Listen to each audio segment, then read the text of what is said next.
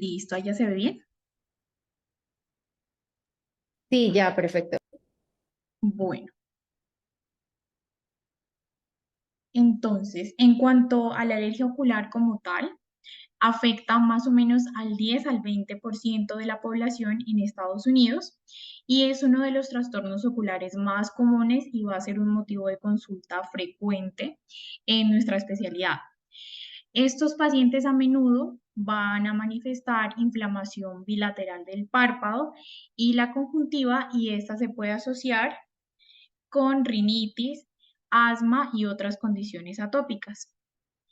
Tiene varias clasificaciones que las iremos viendo a lo largo de la presentación. El síntoma predominante aquí va a ser el prurito y el enrojecimiento y también puede haber la presencia de secreción mucosa y fotofobia. En general, el tratamiento inicial consiste generalmente en una combinación de antihistamínicos tópicos y estabilizadores de mastocitos. En cuanto a su clasificación, vamos a tener entonces la conjuntivitis alérgica estacional, la conjuntivitis alérgica perenne, la queratoconjuntivitis vernal, la queratoconjuntivitis atópica, la blefaroconjuntivitis de contacto y la conjuntivitis papilar gigante.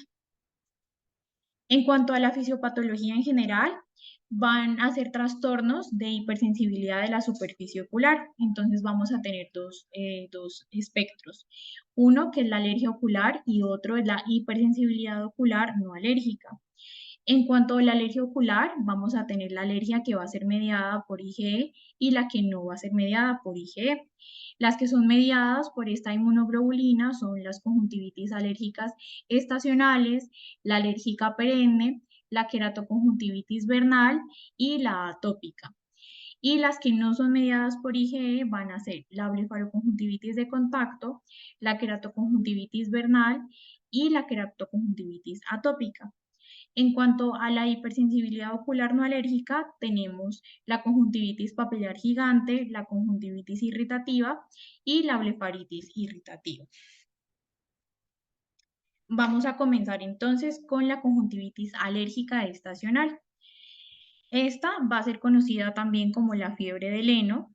Representa entre el 25 al 50% de los casos de alergia ocular y va a ser la enfermedad alérgica más común del ojo. Esta se asocia con hipersensibilidad a alergenos que van a ser transportados por el aire, como lo son el polen, los mohos u otros antígenos ambientales.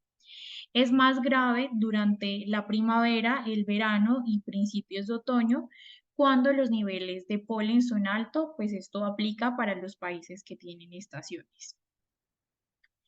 En cuanto a su fisiopatología, va a haber una reacción de hipersensibilidad tipo 1, que como lo vemos aquí en la imagen, va a ser causada por la unión de esos alérgenos ambientales a los receptores IgE en los mastocitos, lo que va a conducir a su degranulación, especialmente del subtipo T. Y también, además, a la liberación de mediadores proinflamatorios que van a traer más células como los eosinófilos y los basófilos.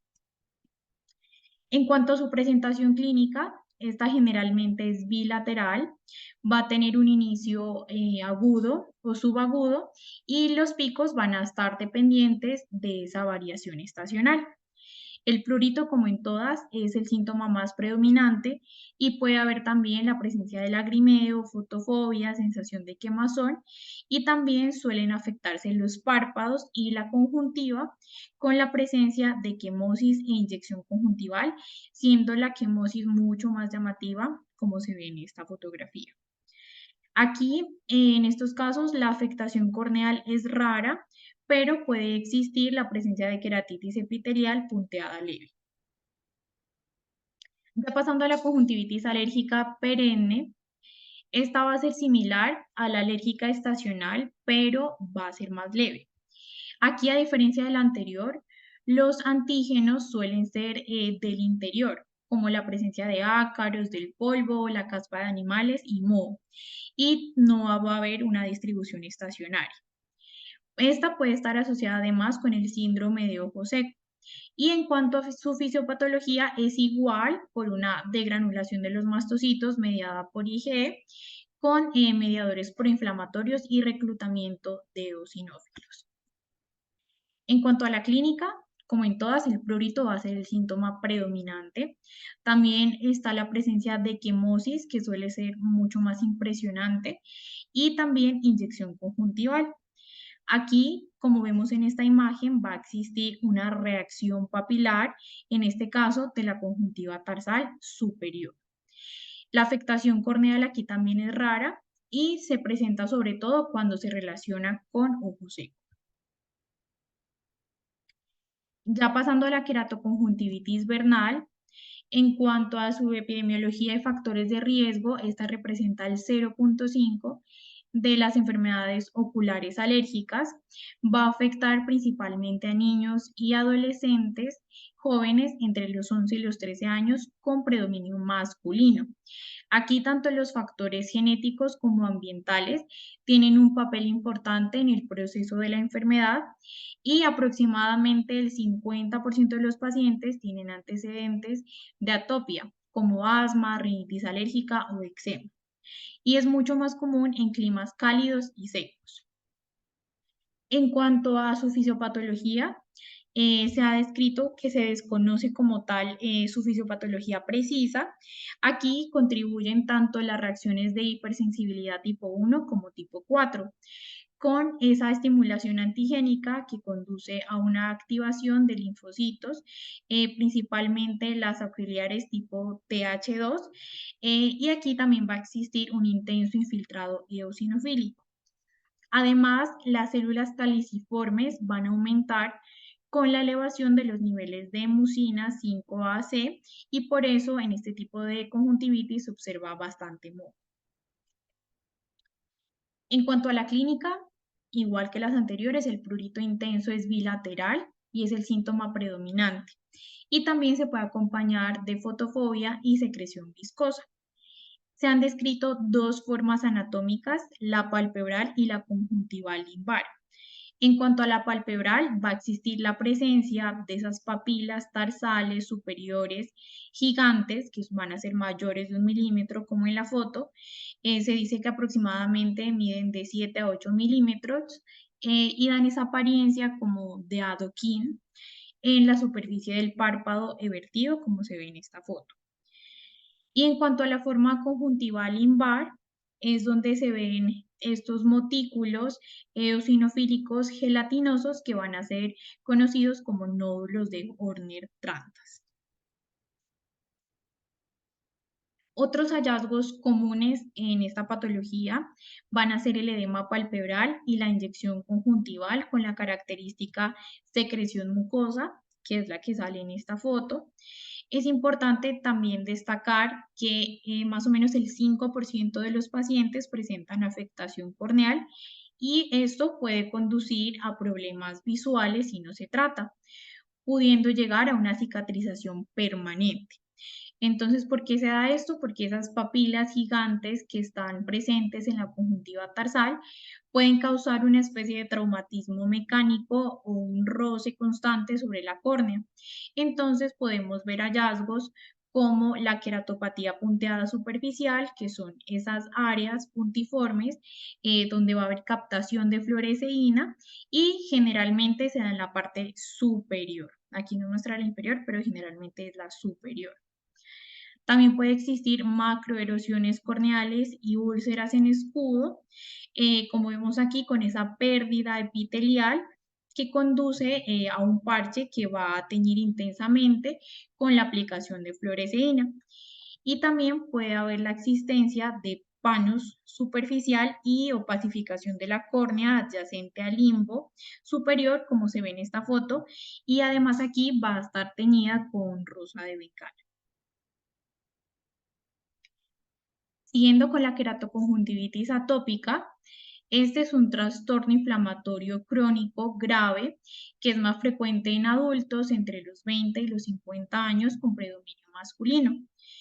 Aquí van a ser muy importantes tanto los antecedentes personales como familiares y son muy significativos para esta enfermedad la atopia en el 95% de los pacientes. siendo la dermatitis atópica el trastorno asociado más común. Aquí, en cuanto a la inmunopatología, es compleja y se tienen reacciones de hipersensibilidad tipo 1 y tipo 4. Y a diferencia de la queratoconjuntivitis vernal, aquí va a haber una reducción de las células caliciformes secretoras de la mucina 5AC. En cuanto a los síntomas, como todas van a incluir prurito, ardor, lagrimeo, también puede haber edema e inflamación palpebral, entonces el párpado va a tener ese aspecto eczematoso y también puede haber presencia de madrosis, como en esta foto, por el rascado continuo. También por el edema palpebral crónico se va a producir el pliegue clásico, que es el de Denny Morgan, en el párpado inferior, que es el que nos muestra esta foto. A diferencia de la vernal, aquí las papilas son mucho más pequeñas, son menores de 1 milímetro. Esa inflamación crónica también nos puede provocar adherencias, que es el symplepharon en el fornix inferior.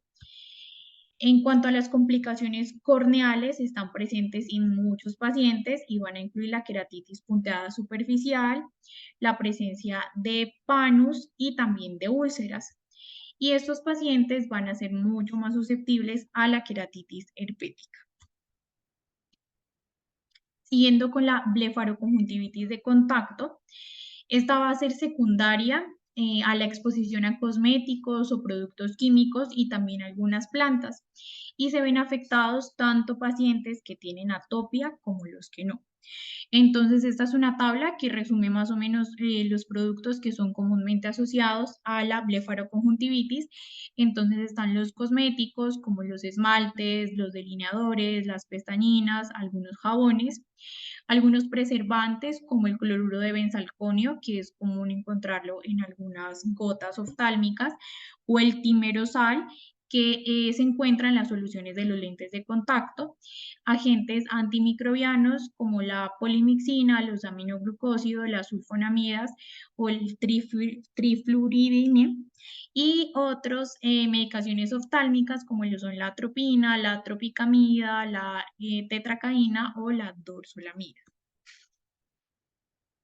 En cuanto a su fisiopatología como tal, esta es una respuesta de hipersensibilidad tipo 4 en la que ese alergeno va a actuar como un apteno, es decir, como un antígeno incompleto, y se va a combinar con otras proteínas para formar un antígeno que va a ser inmunológicamente activo.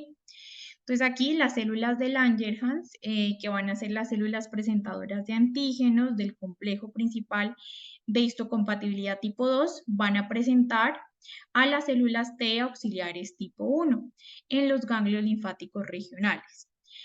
Aquí la fase de sensibilización se desarrolla durante semanas o meses y las células T sensibilizadas van a migrar a la superficie ocular y van a liberar las diferentes citoquinas, promoviendo también la quimiotaxis, es decir, reclutando otras células inflamatorias.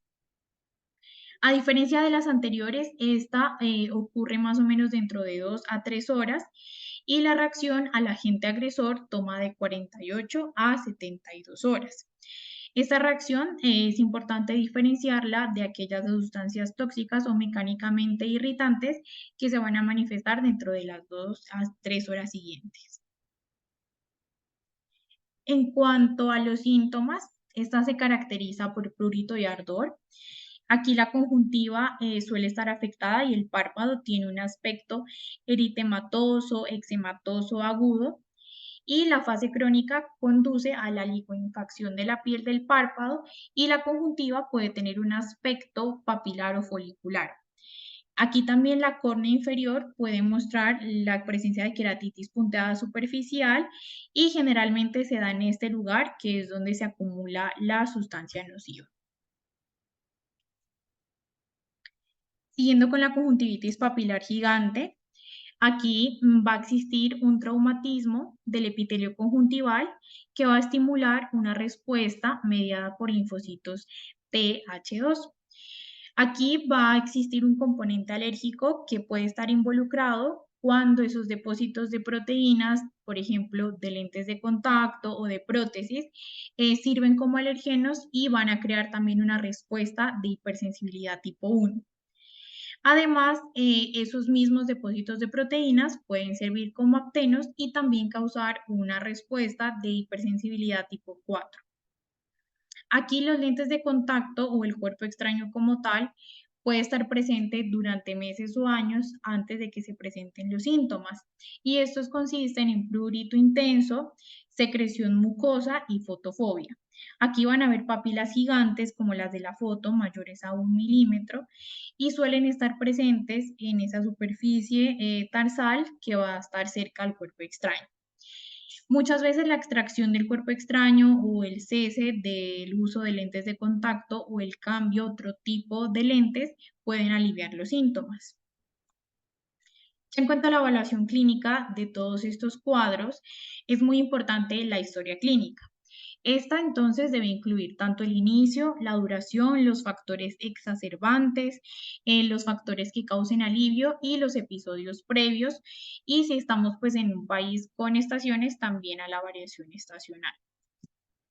Se deben evaluar los tratamientos actuales o anteriores que haya recibido los pacientes, incluida su duración y si cumplió pues como le habían enviado el tratamiento. Deben evaluarse también antecedentes personales o familiares de atopia, entonces la presencia de asma, eczema o rinitis alérgica. También se debe preguntar sobre su ambiente, por ejemplo, si tiene nuevas mascotas, si está en procesos de mudanza, proyectos de remodelación o también otras exposiciones que puedan tener en el hogar. Aquí el síntoma predominante, como ya lo he repetido, es el prurito y la afección suele ser bilateral, pero también puede llegar a ser asimétrica.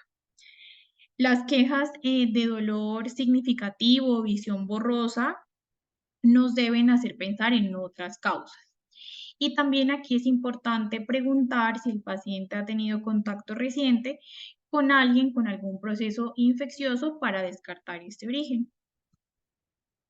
Este es un algoritmo diagnóstico para pacientes con posible conjuntivitis alérgica. Entonces, siempre se debe evaluar en busca de otras lesiones cutáneas como el eczema o compromisos de membranas mucosas.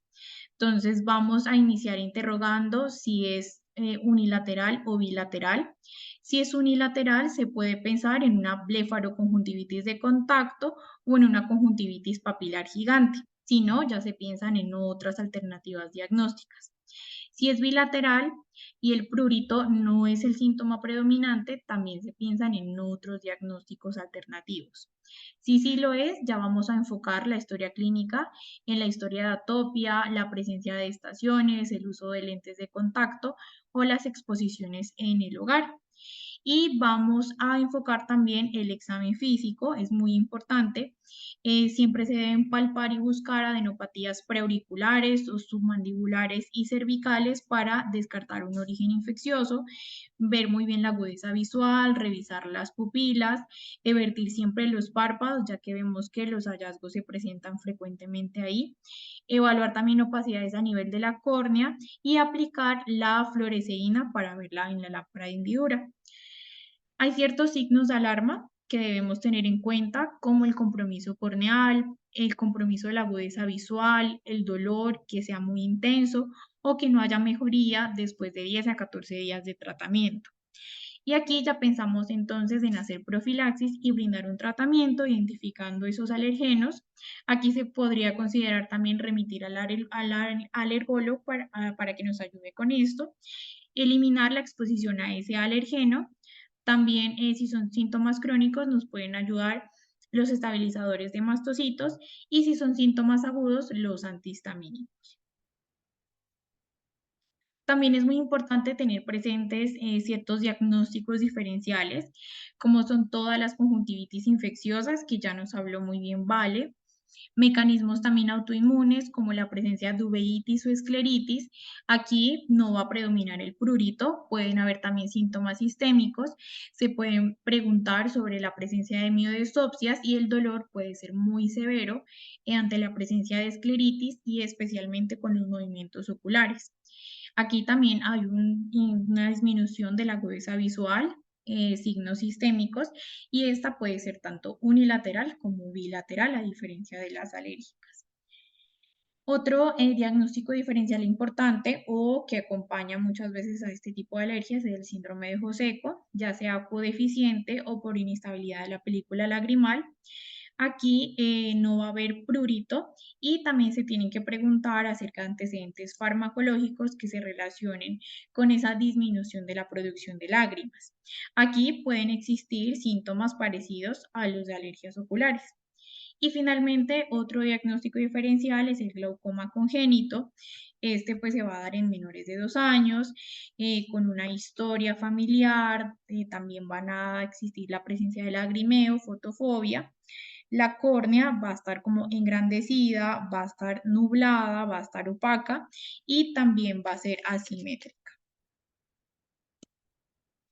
Ya finalmente para el manejo, entonces, la idea es evitar siempre el antígeno agresor y entonces aquí se debe modificar el comportamiento para todas las formas de conjuntivitis alérgica. Como ya lo mencioné, un alergólogo puede ser importante para determinar esos alérgenos específicos que van a estar involucrados en casos más graves. Las lágrimas artificiales también pueden cumplir un papel importante al ayudar a diluir los alergenos y los agentes inflamatorios, y también las compresas frías pueden ayudar en el tratamiento de apoyo inicial. Cuando estas estrategias de modificación del comportamiento, es decir, como las medidas no farmacológicas como tal, no logran controlar los síntomas, ya se pueden considerar agentes farmacológicos tópicos que son recetados y generalmente de venta libre. Entonces, en cuanto al tratamiento, tenemos primeramente los vasoconstrictores y los antihistamínicos. Estos son de venta libre. Su componente antihistamínico va a bloquear los receptores tanto en la conjuntiva como en la conjuntiva pues, palpebral como tal. El vasoconstrictor va a activar receptores alfa-adrenérgicos postsinápticos, lo que va a producir vasoconstricción y finalmente disminución del edema y el eritema conjuntival. También tenemos los antihistamínicos estabilizadores de mastocitos. El antihistamínico va a bloquear de forma competitiva y reversible los receptores en conjuntiva y en párpados y va a disminuir esa fase tardía de la respuesta alérgica. Y como estabilizador de mastocitos va a inhibir la degranulación de estas células tan importantes, limitando la liberación de histamina, triptasa y prostaglandina D2, y también van a inhibir la actividad de los leucocitos. También se ha hablado sobre el uso de lentes de contacto liberadores de fármacos, que de hecho ya fueron aprobados por la FDA en el 2022 para pacientes mayores de 11 años y no más de una dioptría de astigmatismo. Entonces contienen ketotifeno y se ha mostrado que ayudan a mejorar el prurito ocular a los 15 minutos de su uso y 12 horas también después de su uso. Y en cuanto a los estabilizadores de mastocitos, su eficacia total se alcanza más o menos entre los 5 y los 14 días, por lo tanto no van a ser útiles en síntomas agudos y generalmente se aplican 4 veces al día. Otro grupo de medicamentos importantes son los AINES. Estos van a bloquear la acción de la COX e inhiben la conversión del ciclo del ácido araquidónico en prostaglandina y tromboxanos. Estos van a tener una utilidad muy limitada y han mostrado una respuesta mejor que placebo, pero no mejor que los antihistamínicos. En cuanto a los corticosteroides, van a suprimir la acción de fase tardía de la inflamación alérgica, inhibiendo la fosfolipasa A2 y en consecuencia pues van a reducir la formación de todos los mediadores inflamatorios derivados del ácido araquidónico. Solo deben usarse para una terapia de pulso que va a ser breve, más o menos 2 semanas, y en pacientes que no se logren controlar por todos los efectos adversos que ya hemos escuchado, como la presencia de cataratas, el incremento de la presión intraocular, la presencia de glaucoma e infecciones secundarias.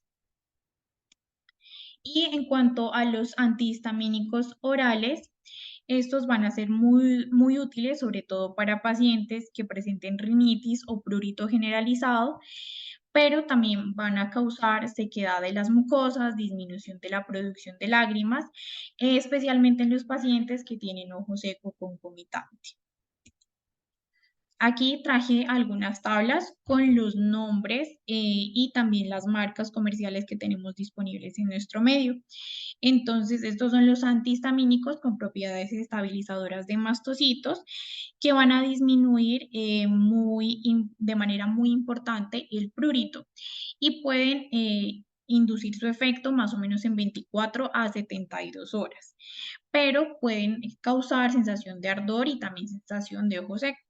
Entonces, la tan conocida olopatadina, que se usa 2 veces al día o una vez al día. Entonces, en nuestro medio tenemos la olodina, el oloftal y también tenemos otro tipo de olopatadina sin preservantes como la olodina PF. También está la alcaftadina, que tenemos aquí el Alecrix, la bepostatina, que está la dolcetina, la cetiricina, pues que realmente no la he escuchado aquí de forma tópica para los ojos, y otros que pues realmente no están disponibles en nuestro medio. Los estabilizadores de mastocitos, entonces, como ya dije, estos nos sirven como tal para los síntomas agudos, ya que su efecto toma algunos pocos días. Entonces está el cromoglicato de sodio, que se aplica una o dos veces eh, en cada ojo, una o dos gotas, 6 veces al día. El nedocromil, la lodoxamida, que esta se dice que es más potente que el cromoglicato de sodio para estabilizar los mastocitos y se dice que incluso tiene una acción más rápida, y el pemirolast. Entonces aquí vemos algunas presentaciones que encontramos en nuestro medio, sobre todo de cromoglicato de sodio, que es de hecho el más común. Y finalmente, en cuanto a los vasoconstrictores y la combinación con el antihistamínico, estos pues van a mejorar esa hiperemia conjuntival, pero siempre se debe tener un uso adecuado de estas.